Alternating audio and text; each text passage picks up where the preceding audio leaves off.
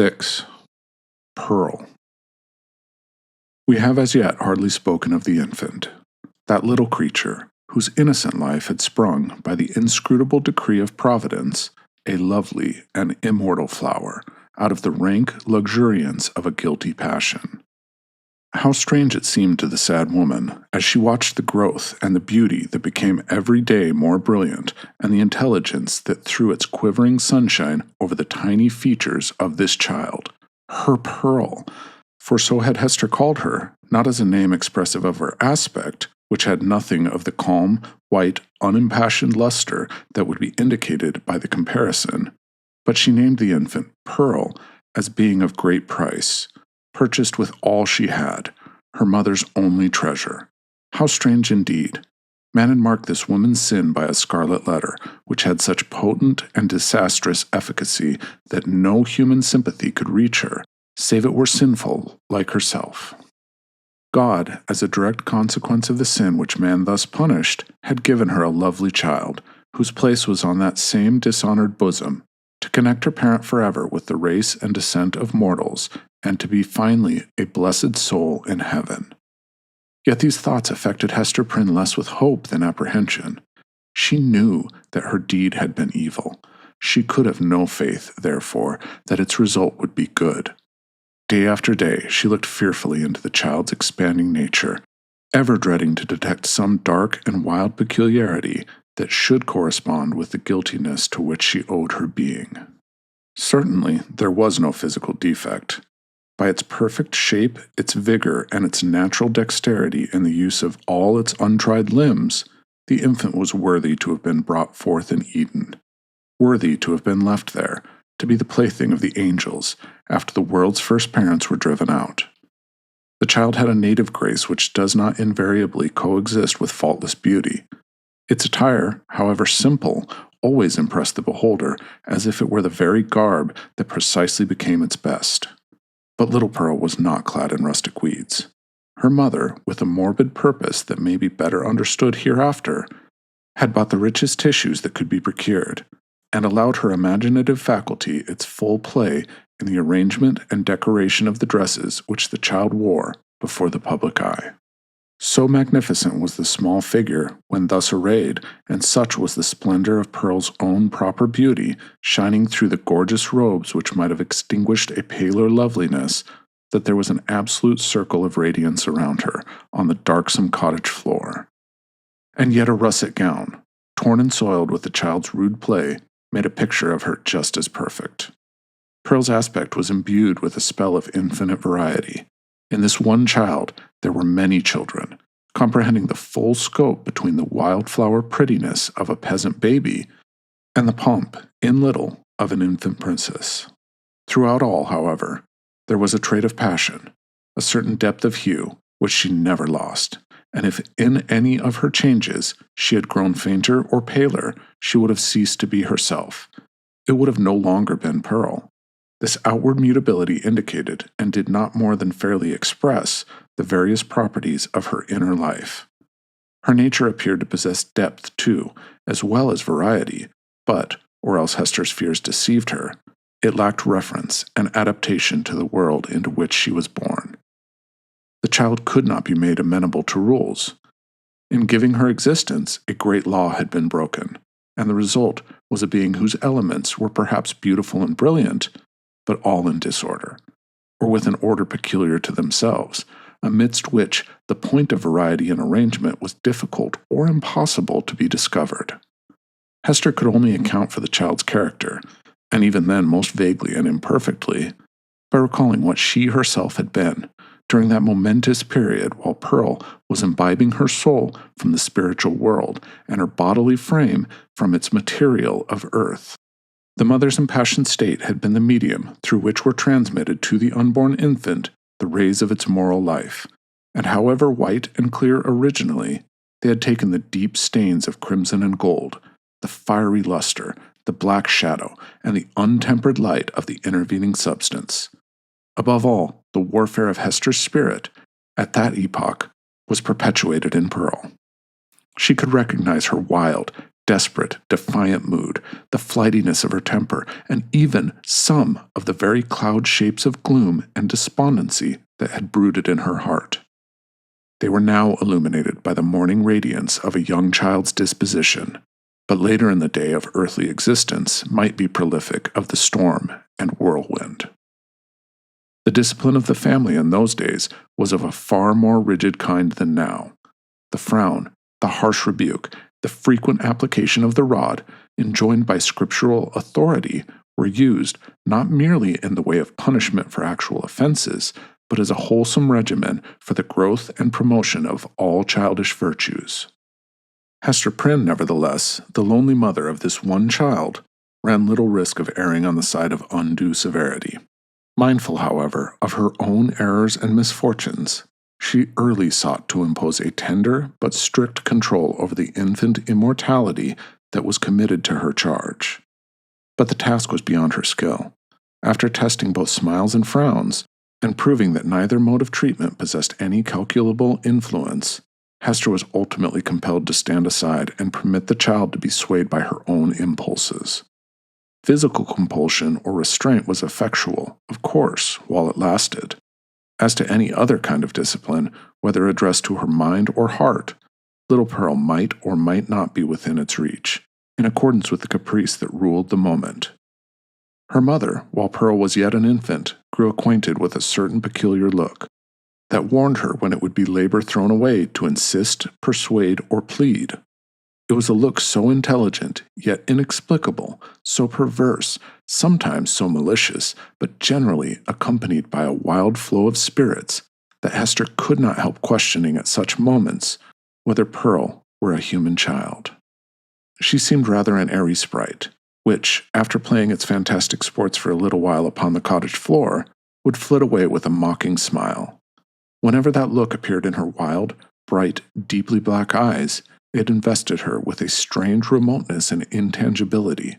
It was as if she were hovering in the air and might vanish, like a glimmering light that comes, we know not whence, and goes, we know not whither. Beholding it, Hester was constrained to rush towards the child, to pursue the little elf in flight which she invariably began, to snatch her to her bosom, with a close pressure and earnest kisses, not so much from overflowing love, as to assure herself that Pearl was flesh and blood, and not utterly delusive. But Pearl's laugh, when she was caught, though full of merriment and music, made her mother more doubtful than before.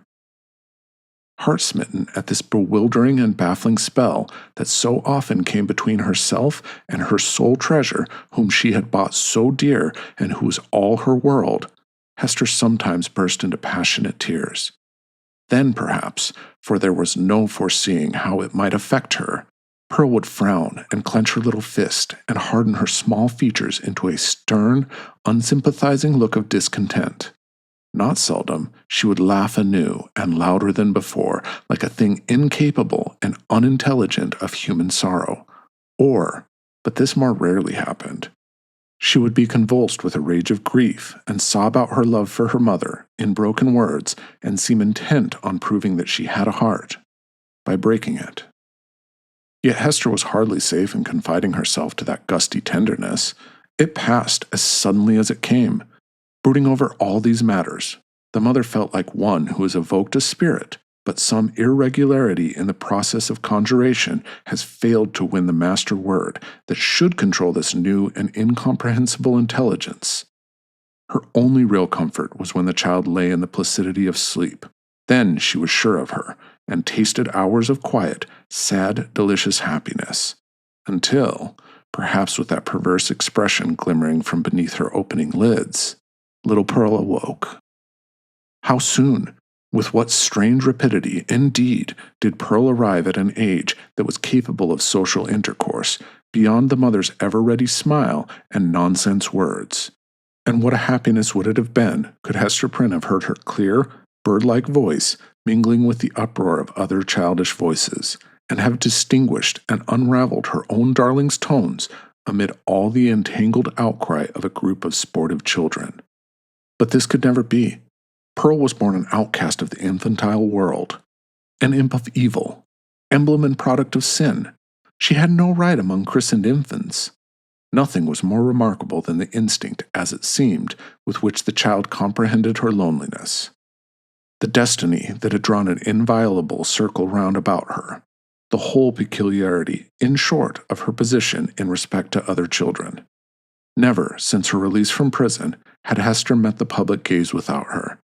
In all her walks about town, Pearl too was there, first as the babe in arms, and afterwards as the little girl, small companion of her mother, holding a forefinger with her whole grasp, and tripping along at the rate of 3 or 4 footsteps to one of Hester's. She saw the children of the settlement, on the grassy margin of the street, or at the domestic thresholds, disporting themselves in such grim fashion as the puritanic nurture would permit, playing at going to church, perchance, or at scourging Quakers, or taking scalps in a sham fight with the Indians, or scaring one another with freaks of imitative witchcraft. Pearl saw and gazed intently, but never sought to make acquaintance. If spoken to, she would not speak again. If the children gathered about her, as they sometimes did, Pearl would grow positively terrible in her puny wrath, snatching up stones to fling at them with shrill, incoherent exclamations that made her mother tremble, because they had so much the sound of a witch's anathemas in some unknown tongue.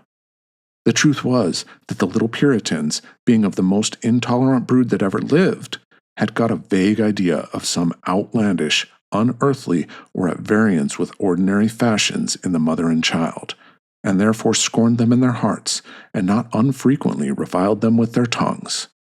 Pearl felt the sentiment, and requited it with the bitterest hatred that can be supposed to rankle in a childish bosom. These outbreaks of a fierce temper had a kind of value, and even comfort for her mother, because there was at least an intelligible earnestness in the mood, instead of the fitful caprice that so often thwarted her in the child's manifestations. It appalled her, nevertheless, to discern here again a shadowy reflection of the evil that had existed in herself. All this enmity and passion had Pearl inherited, by inalienable right, out of Hester's heart. Mother and daughter stood together in the same circle of seclusion from human society, and in the nature of the child seemed to be perpetuated those unquiet elements that had distracted Hester Prynne before Pearl's birth, but had since begun to be soothed away by the softening influences of maternity. At home, within and around her mother's cottage, Pearl wanted not a wide and various circle of acquaintance. The spell of life went forth from her ever-creative spirit and communicated itself to 1,000 objects, as a torch kindles a flame wherever it may be applied. The unlikeliest materials, a stick, a bunch of rags, a flower, were the puppets of Pearl's witchcraft, and without undergoing any outward change, became spiritually adapted to whatever drama occupied the stage of her inner world. Her one baby voice served a multitude of imaginary personages, old and young, to talk withal. The pine trees, aged, black and solemn, and flinging groans and other melancholy utterances on the breeze, needed little transformation to figure as Puritan elders. The ugliest weeds of the garden were their children, whom Pearl smote down and uprooted most unmercifully. It was wonderful, the vast variety of forms into which she threw her intellect, with no continuity indeed, but darting up and dancing, always in a state of preternatural activity, soon sinking down as if exhausted by so rapid and feverish a tide of life, and succeeded by other shapes of a similar wild energy. It was like nothing so much as the phantasmagoric play of the Northern Lights. In the mere exercise of the fancy, however, and the sportiveness of a growing mind, there might be little more than was observable in other children of bright faculties, except as Pearl, in the dearth of human playmates, was thrown more upon the visionary throng which she created. The singularity lay in the hostile feelings with which the child regarded all these offspring of her own heart and mind. She never created a friend, but seemed always to be sowing broadcast the dragon's teeth, whence sprung a harvest of armed enemies against whom she rushed into battle. It was inexpressibly sad. Then, what depth of sorrow to a mother who felt in her own heart the cause, to observe in one so young this constant recognition of an adverse world, and so fierce a training of the energies that were to make good her cause in the contest that must ensue. Gazing at Pearl, Hester Prynne often dropped her work upon her knees and cried out with an agony which she would fain have hidden, but which made utterance for itself betwixt speech and a groan. O Father in heaven, if thou art still my Father, what is this being which I have brought into the world?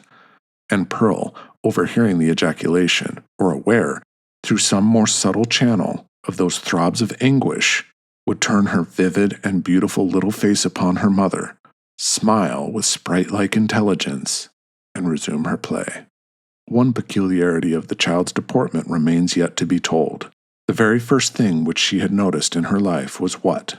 Not her mother's smile, responding to it, as other babies do, by that faint, embryo smile of the little mouth, remembered so doubtfully afterwards, and with such fond discussion whether it were indeed a smile. By no means, but that first object of which Pearl seemed to become aware was, shall we say it? The scarlet letter on Hester's bosom.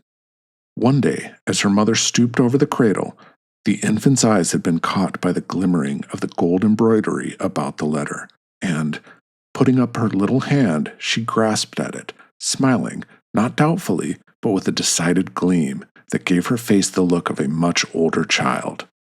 Then, gasping for breath, did Hester Prynne clutch the fatal token, instinctively endeavoring to tear it away.